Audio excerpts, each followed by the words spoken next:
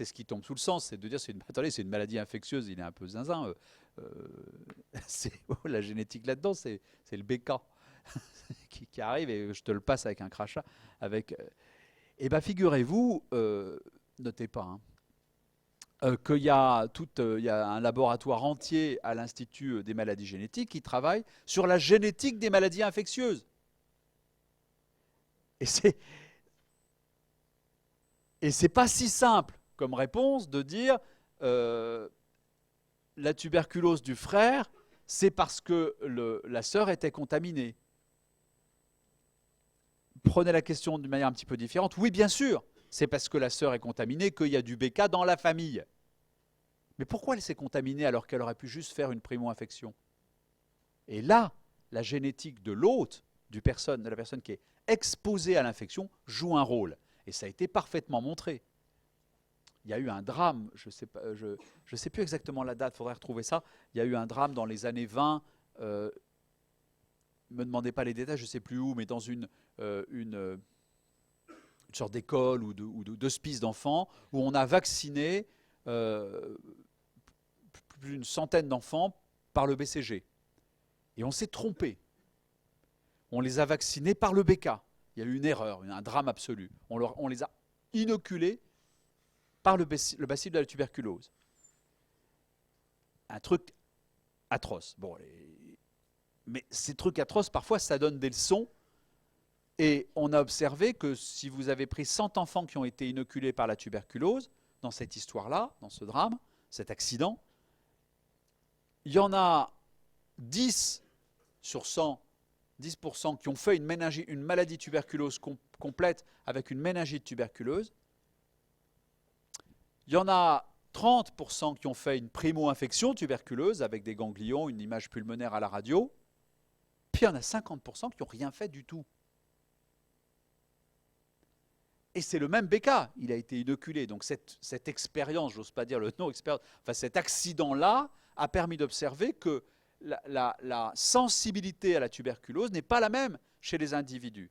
Et donc je ferme cette parenthèse, mais la question des maladies infectieuses n'est pas si légère et si rigolote que ça. Oui, le terrain génétique de l'hôte va déterminer en partie la réponse immunitaire, la réponse à une maladie infectieuse. Donc oui, bien sûr, la maladie, le bacille n'est pas génétique, mais la réponse au bacille, elle, a une part de génétique. Donc on peut même aller jusque-là. Donc comment détecter cela? Comment détecter que dans une circonstance aussi délicate que ça, qu'il y a des facteurs génétiques de prédisposition? Et ce groupe qui est conduit par Laurent Abel et Jean-Laurent Casanova va faire des études de population, vous savez, qui sont encore exposées à la lèpre, au Vietnam, au Brésil, dans des villages ou des régions qui sont exposées à la lèpre, pour essayer de comprendre pourquoi tout le monde ne fait pas la même maladie léproïde en fonction de la même charge de bacilles, de la même exposition, du même contact. Et cette affaire est un peu familiale. C'est-à-dire que quand on est dans une famille où on a fait une maladie très floride, avec beaucoup de symptômes, plus de gravité, eh bien, la probabilité est plus grande que les frères et sœurs de cette même famille fassent le même type de maladie lépreuse que les autres. Donc vous voyez que la génétique peut aller jusque dans l'analyse des prédispositions et des effets des maladies infectieuses. Alors, qu'est-ce qui peut nous aider là-dedans? Le grand truc des généticiens qui a permis d'avancer dans cette question, participation de facteurs génétiques aux maladies en général, c'est les jumeaux. Alors ça, c'est le bonheur des généticiens, les jumeaux. C'est épatant parce qu'on a les dizygotes qui sont juste des frères et sœurs nés ensemble du même utérus ou même maman. Donc, en quelque sorte, on neutralise complètement les facteurs d'environnement prénataux et périnataux, puisqu'ils ont été le fruit d'une même grossesse, d'un même accouchement, le même jour, dans la même famille, le même milieu, le même utérus. Enfin, tout ça, c'est normalisé. Mais ce sont des frères et sœurs qui n'ont pas plus de génome en commun que des frères et sœurs. Puis vous avez, qui s'opposent à ça, les monozygotes. C'est les photos de Diane Arbus, vous savez, qui a photographié ces couples de jumelles petite fille et puis adulte. Je ne vous montre pas les photos adultes, elles ont un peu vieilli. Hein. Pas les photos, hein, les petites. Enfin, je les ai, c'est idiot ce que je dis. Bon, alors, et les monozygotes qui, en plus de ce partage d'environnement pré- et périnatal, partagent l'ensemble de leur génome. Bien entendu, ce sont des monozygotes, même sexe, et identiques, comme on dit.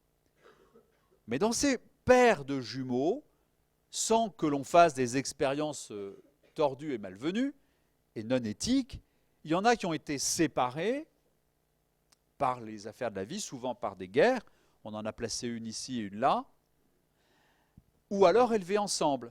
Et vous voyez se dessiner l'idée que des facteurs d'environnement ont pu être changés entre des paires de jumeaux. Donc l'étude des jumeaux, à travers ces deux paramètres, dizygote, monozygote, élevés ensemble, élevés séparément, a permis d'essayer d'analyser la possible participation de facteurs génétiques. Et ces études s'appellent des études de concordance. La concordance, c'est le fait, quand on a un phénotype chez un jumeau, de l'avoir aussi, il y a concordance, ou pas, il n'y a pas concordance, chez l'autre jumeau. Vous dites, j'ai un jumeau qui a un trouble autistique, il y a concordance quand les deux vont développer un trouble autistique. J'ai un jumeau qui a un diabète, concordance, les deux jumeaux ont un diabète, et vous avez ici, vous retrouvez le petit symbole des jumeaux monozygotes, il y a un trait entre les deux, et on peut donc comparer la concordance entre les monozygotes et les dizygotes. La logique voudrait, vous le comprenez très instinctivement, que plus il y a de participation génétique à un phénotype, plus il y a concordance quand les jumeaux sont monozygotes, alors que la concordance des dizygotes n'est pas complète. D'accord ? Imaginez une maladie mendélienne, mucoviscidose.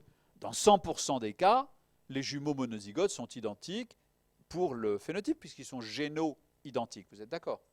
Alors que des dizygotes seraient identiques à 25%. Ça va? Si celle-là est atteinte de mucoviscidose, quelle est la probabilité que sa sœur soit atteinte si c'est une dizygote?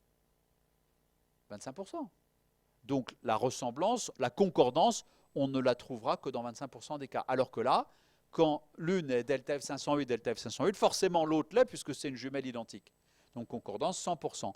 Ce décalage-là entre la concordance chez les monozygotes et la concordance chez les dizygotes va vous donner une estimation du rôle du génome, puisque là le génome est identique et là il est différent. Ça va? Qu'est-ce qu'il y a? C'est bon. Je ne dis pas de bêtises. Et on a fait ça pour beaucoup de pathologies. Les jumeaux, ce n'est pas extrêmement rare. Vous savez, c'est à peu près 1% des naissances. Et les monozygotes, c'est 1 pour 1000. C'est assez facile. 1% des naissances. Ça a un petit peu changé. À cause de quoi ça a changé? Hein? La fécondation in vitro, qui a fait qu'il y a quand même pas mal de fécondation in vitro. Il n'y en a pas des... Sur 820 000 grossesses, il n'y en a pas 100 000. Mais enfin, il y en a quand même pas mal. Et comme on implante très souvent 2 embryons, il y a plus souvent des jumeaux que ne le voudrait le hasard. Donc, en comparant ces jumeaux, vous voyez que quand on compare des cancers de tout type, on dit qu'il y en a un qui aurait un cancer du côlon, quelle est la probabilité qu'il ait un cancer, utérus, sein, ovaire, etc. Ce n'est pas très significatif, selon qu'on est dizygote ou monozygote. Hein, d'accord, c'est à peu près pareil. Mais si vous prenez le même type de cancer, le cancer du sein, j'ai une jeune femme qui a un cancer du sein, quelle est la probabilité que sa jumelle ait un cancer du sein? Là, il y a une ressemblance un peu plus que ne le voudrait le hasard. C'est vrai pour les maladies cardiovasculaires. Et regardez la tuberculose dont je vous parlais. Quand quelqu'un fait une tuberculose dans un couple de jumeaux, eh bien, il y a beaucoup plus de probabilité qu'il y ait une tuberculose, 37% de probabilité que l'autre fasse une tuberculose chez les monozygotes, alors que la probabilité chez les dizygotes est de 15%, la moitié. C'est exactement ça que je voulais vous dire tout à l'heure, c'est que le fond génétique de la personne joue un rôle, alors que c'est le même bacille, la même exposition, la même heure, le même jour, la même famille, le même moment, chez des jumeaux élevés ensemble. Si l'un fait une tuberculose, l'autre est beaucoup plus probablement atteint si c'est un jumeau monozygote. Ça veut dire que le terrain génétique, le génome de ce jumeau prédispose plus qu'un jumeau qui serait juste un frère ou une sœur. D'accord. Voici d'autres choses qui ont été regardées. Vous savez, ça a été séparé ici pour les jumeaux, les paires de jumeaux féminins ou masculins. En rouge, vous avez ce qu'on appelle ici, cette grande barre, ce serait la variance, c'est-à-dire l'étendue du spectre d'un phénotype, la variance. En rouge, le pourcentage de la variance qui est expliqué par les facteurs génétiques. En vert, la variance expliquée par les facteurs d'environnement banal. En beige, la variance expliquée par l'environnement individuel, ça je ne saurais pas bien vous dire la différence. Et en bleu, le rôle de l'âge. Et vous voyez que ce qui est rouge va diminuer ici, mais à une très forte participation dans la variance pour les lipoprotéines, pour la sensibilité à l'alcool, pour le cholestérol. Mais voyez aussi que pour des caractères qui ne sont pas forcément pathologiques, qui sont juste des phénotypes normaux, le fait de participer au sport, on retrouve à travers ces études qu'il y a quelque chose qui est lié à la génétique. Et c'est là, voyez-vous, où il y a quand même... Il faut faire très attention à ce genre de choses. Parce que c'est vrai, c'est bien sûr que c'est vrai. C'est vrai qu'il y a les familles de sportifs, évidemment. Mais enfin, ce n'est pas une raison pour dire que tout est dans les gènes. Vous voyez ce que je veux dire? Il faut faire très très attention à cette démarche. Et c'est ça qui a été le piège dans lequel, enfin le piège social, oui, dans lequel les biométriciens sont entrés tout de suite, sans aucune étape, en disant, ça y est, on a trouvé qu'il y a une participation génétique à tout. Ils n'étaient pas bêtes, c'était même des chercheurs extrêmement savants, extrêmement intelligents, qui ont très vite trouvé ces histoires avec les jumeaux et qui les ont analysées et qui en ont tiré des conclusions médicales, scientifiques et sociales et politiques. Et c'est là où ça a un petit peu dérapé, beaucoup dérapé et très vite. Ils ont créé un journal dans les années... Les biométriciens dans les années 1900, je crois que c'est juste après-guerre, je ne sais plus exactement, je dirais 1920 à peu près, qui s'appelait Annals of Eugenics, les annales d'eugénisme. 1920, et un journal absolument scientifique, très sérieux, avec des auteurs que je vous ai cités, ce ne sont pas des dangereux nazis, c'est juste des scientifiques. Et le premier article, pour ceux qui viendront peut-être un jour dans le service à l'Institut Imagine faire un stage d'externe, si vous voulez un jour, c'est pas de la pub, Enfin, quand même. Il n'y a pas de stage d'externe chez nous, mais vous pouvez demander aux doyens qui, de temps en temps, accordent la possibilité de faire un stage. Bref, ceux qui viendront pourront voir le numéro 1 de Annals of Eugenics et le premier article du numéro 1 de Annals of Eugenics qui s'appelle l'étude du périmètre crânien chez les enfants de Grande-Bretagne et chez les aliens, les étrangers, les immigrants.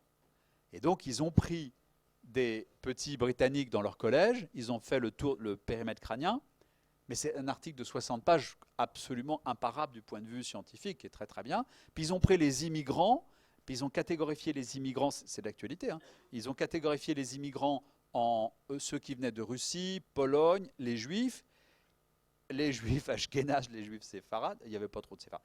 Bref, ils ont pris tout ça, et vous voyez le périmètre crânien étudié dans toutes ces populations, et bien entendu, les petits Britanniques, c'était mieux que les autres. Bon, c'est absolument sidérant, quoi. C'est complètement sidérant, c'est une sacrée époque, et il faut bien s'en souvenir, parce que, et c'était pas, encore une fois, ces gars-là n'étaient pas des nazis épouvantables, des tueurs, c'était juste des scientifiques qui se sont un peu... qui sont allés au-delà, qui se sont allés...